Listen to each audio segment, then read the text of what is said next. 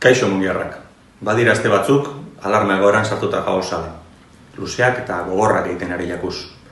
Norbera eta gure etxeko osasunak kezkatzen gaitu gehien bat. Eta horregaitik, gaixotasunak jota zagozien, eta horren eraginez sufritzen ari zari mungiarri, nire bezarkaderik handiena eskaini gura dutzuet. Gogoratu mesedez, zuok edo zuen inguruko edonoak laguntzarik behar badau, jarri gugaz kontaktuan. Udaletik daukagun guztia ipintzen gabiz egoera oneri aurre egiteko.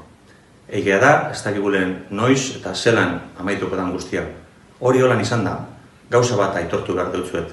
Mungiarron jarrera eredugarria izaten ari dela, eta horrek arro sentiarazi behar gaitu. Edade guztietako herritarrak, bakotxak bere erara eta bere aukeren arabera daukien onena emoten dabiz.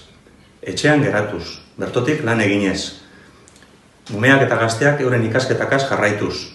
Pertsona nagusiak euren lasaitasuna eta eskarmentua erakutziz. Beharrera joan behar direnak, itxinezko zerbitzuak mantentzen dabezanak. Bolondresak, gizarte, osasun saileko eta udaleko langileak. Eta horrez gain, hainbat herritarrak martxan ipini duzu esan ekimenak guztion animoak alik eta altuenak izan daitezen. Izugarria da, egunero, gure balkoi eta lehioetatik transmititzen den alkartasuna eta komunitatelez aurrera egiteko gogoa. Guzti horregaitik eskerrak eman gura dutzu edaz. Seguru nago, aurrerantzan bere, indar guzti hori eta aurrera egiteko gogo guzti hori mantenduko dugula. Adituen esanetan, bagoazet prozesuenen etapak etetzen. Beraz, mantendu daigun lasaitasuna, animoa eta gure herriaren alde lan egiteko gogoa. Eskerrik asko mungiarrak. Eta orain, mungiar berezi baten mezu batega asisten zaituet. Tanontzako da, baina batez be, etxeko txikinentzako.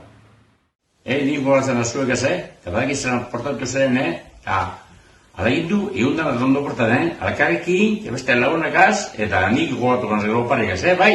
Eta jarraitu ondo portaten, asko ikasi, agur baitea.